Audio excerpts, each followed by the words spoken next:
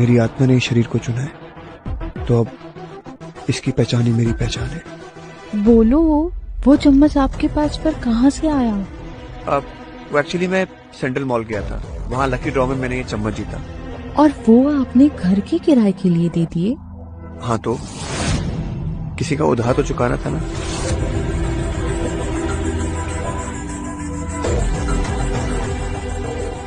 तुम रो क्यों रही हो? मुझे यकीन नहीं हो रहा कि आपने उस चम्मच से जुआ ना खेल के घर का किराया भरा। मैं जानती हूँ आपको मुझ पे बहुत गुस्सा आ रहा होगा। गुस्सा क्यों? क्योंकि मैं तुम्हारे जुए के लिए आज पैसे नहीं कमा पाई। मुझे माफ कर दो। माफी तो मुझे मांगनी चाहिए। तुम्हारा पति होने के बावजूद तुम्हें मैं खुशहाल जिंदगी दे ही नहीं पाया कभी भी, लेकिन आज के बाद मैं प्रॉमिस करता हूँ मैं कमाऊंगा और तुम्हें वो हर एक खुशी दूंगा और तुम्हें कोई भी तकलीफ होने नहीं दूंगा। बुखार तो नहीं है? नहीं नहीं, अब सब कुछ ठीक है। चलो आओ, अब हम खाना खाते हैं।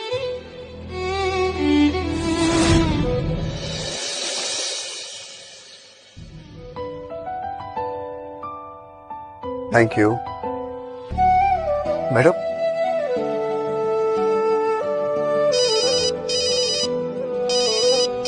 विनी, ये कौन है?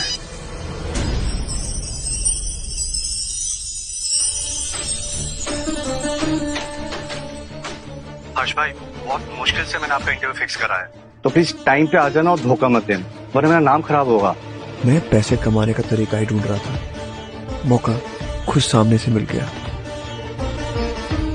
हाँ, मैं पक्का आऊंगा। हाँ, तो आप सीधे एंटीक मार्केट में आ जाना। ठीक है भाई? ठीक है, डन। चलिए।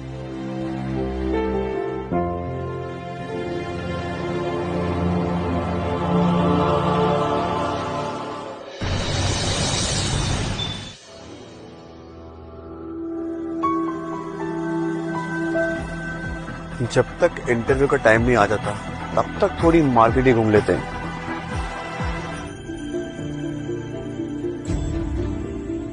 यह मूर्ति लाखों साल पुरानी है और इसके जो मूर्तिकार थे उसके राजा ने लास्ट में हाथ कटवा दिए थे।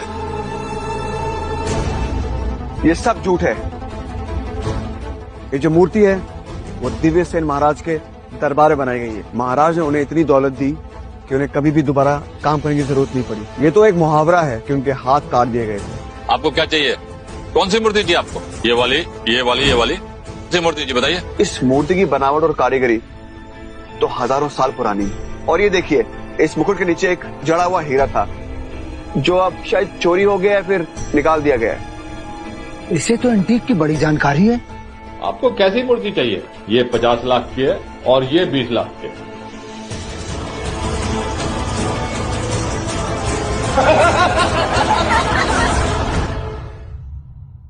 जेब में नहीं है ढेला और घूमने चला मेला। बातें राजा महाराजाओं वाली है और औकात भिखारी जैसी। आप लोग ऐसे क्यों बात कर रहे हैं? अबे तुझसे बात ही कौन कर रहा है भिखारी? तेरा तो हुलिया देख के पता लग रहा है तू एक नंबर का फटीचर गरीब है। पक्का इसने जो बातें बताई ना वो भी झूठी होगी। बिल्कुल सही कह रहे हो। इस भिखारी को भला इन महंगी मूर्तियों के बारे में क्या ही पता होगा।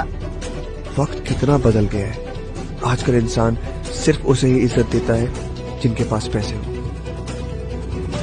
अब खड़ा है क्या यहाँ? निकल यहाँ से। मेरी दुकान में सबसे सस्ती चीज है, 500 रुपए इसकी कीमत है। इन कंचों के बीच पहाड़ी प्राण रत्न भी है जो आसानी से नहीं मिलता। इसे पीस के चोट पे लगाएं तो चोट तुरंत ठीक हो जाती है। अफे की दवाई के लिए जो भी जड़ी बूटी चाहिए ये उनमें से एक है। लगता है तू ऐसे नहीं मानेगा, तुझे घसीट के बाहर निकालना पड़ेगा। मुझे ये चाहिए। सुना नहीं, ये 500 रुपए का है। मुझे बस ये 10 पत्थर चाहिए। मैं उसके आपको ये 200 रुपए दूंगा। 10 कंचे तो 20 रुपए के आ जाएंगे और ये बेवकूफ उसके 200 रुपए दे रहा है। ठीक है, ले लो, पैसे दो। अरे क्यों बेचारे को लूट रहे हो हैं? 200 रुपए के 10 कंचे। अबे दुकान मेरी है, समझे? मैं कितने का भी बेचूं। मुझे मंजूर है।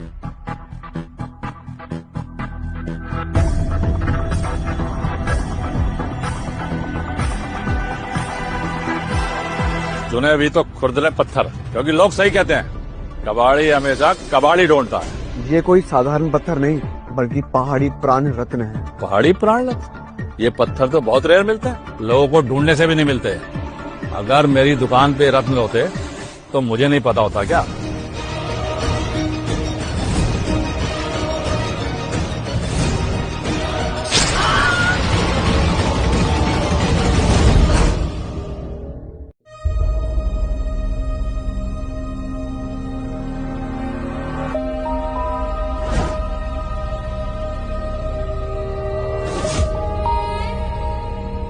अबे तेरा दिमाग खराब हो गया है, तूने हाथ काट दिया मेरा। पुलिस को बुलाऊं क्या? लाइन क्या लगवाओ तेरी?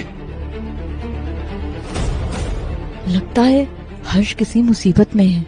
जरूर फिर से पैसे के लिए ये कुछ उल्टी सीधी हरकतें कर रहे हैं। मुझे कुछ भी करके आज पेंटिंग बेचनी ही होगी।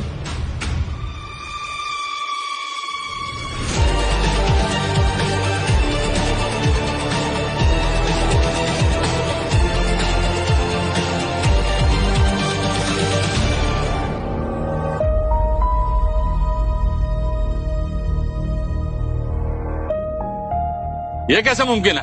इसका हल्का सा चूरा भी अगर आप अपनी चोट पे लगा दो तो गहरे से गहरा जख्म भी भर जाता है। ये तो चमत्कार हो गया। अरे ये तो कमाल हो गया। इसके बारे में तो इंटरनेट पे भी है। सुनो, तुम ये मुझे भेज दो, मैं तुम्हें 5 लाख दूंगा। 5 लाख? अपना मुंह बंद रख। ऐसी नायाब चीज केवल 5 लाख रुपए में लूटना चाहता है इसे? सुनो, मैं तुम्हें पूरे 5.5 लाख रुपए दूंगा। वाह वाह वाह, जैसे 5.5 लाख बहुत बड़ी रकम है। मैं तुम्हें 10 लाख दूंगा। इन चीजों को खरीदने से ज्यादा बेचना बहुत मुश्किल है। और सुनो, मैं इसके पूरे 7 लाख रुपए दूंगा। तुम बाकी लोगों को ऐसे धमका नहीं सकते। कोई भी मेरे खिलाफ जाने की हिम्मत नहीं करेगा। तुम्हें ये पत्थर मुझे ही बेचना पड़ेगा। और अगर मैं ये पत्थर बेचू ना तो तुम्हारा ही नुकसान है। और अगर मैं इसे नहीं खरीदूंगा ना तो कोई भी नहीं खरीदेगा। 2 करोड़।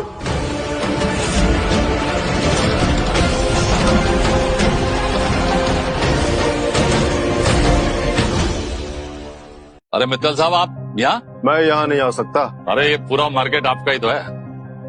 ये लड़का कौन है? मैं हर्ष रॉय, एक नॉर्मल सा आदमी। इतने सारे साधारण पत्थरों में तुमने पहाड़ी प्राण रत्न पहचान लिए। तुम कोई नॉर्मल इंसान नहीं हो सकते। बस किस्मत अच्छी थी। बच्चे, मैंने दुनिया तुमसे ज्यादा देखी। इतना समझ चुका हूँ कि किस्मत भी उसका साथ देती है जो उसके काबिल होता है। ये बात तो आपने सही कही, लेकिन दुनिया देखने की बात से मैं आपसे एग्री नहीं करता। अच्छा, तो मुझे ये बताओ कि तुम मुझे ये 2 करोड़ में बेचोगे या नहीं? मुझे मेरी दवाई के लिए इसकी जरूरत है। मुझे इनके अंदर से हृदवायु और काली बूटी की खुशबू आ रही है। ये प्राचीन जड़ी बूटी बहुत मुश्किल से मिलती है। भव्य के इलाज के लिए मुझे इनकी जरूरत है। मित्तल सर कुछ पूछ रहे, जवाब दो।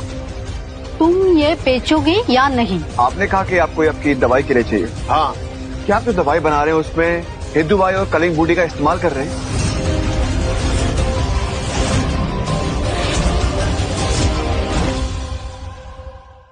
तुमको इसके बारे में कैसे पता चला? हम लोग कहीं अकेले में बात कर सकते हैं क्या? यही पास में मेरा घर है, वहीं जाके बैठ सकते हैं। ये तो बहुत अच्छी बात। लेकिन पहले ये तो बताओ कि तुम मुझे ये बेचोगे या नहीं? नहीं। देखा मित्तल साहब, ये आदमी एक नंबर का लालची इंसान है। 200 रुपए की चीज खरीदी और 2 करोड़ में नहीं बेचना चाहता। तुम्हें कुछ ज्यादा पैसे चाहिए क्या? नहीं, मुझे कोई पैसे नहीं चाहिए। अगर आपको ये पत्थर चाहिए तो आप रख लीजिए। वैसे भी मुझे मदद करने में अच्छा लगेगा, बट इसके मैं कोई पैसे नहीं लूंगा। ये आपको मैं फ्री में दूंगा। अरे वाह, फ्री में 2 करोड़ का पत्थर ये फ्री में देने को तैयार है। चले फिर।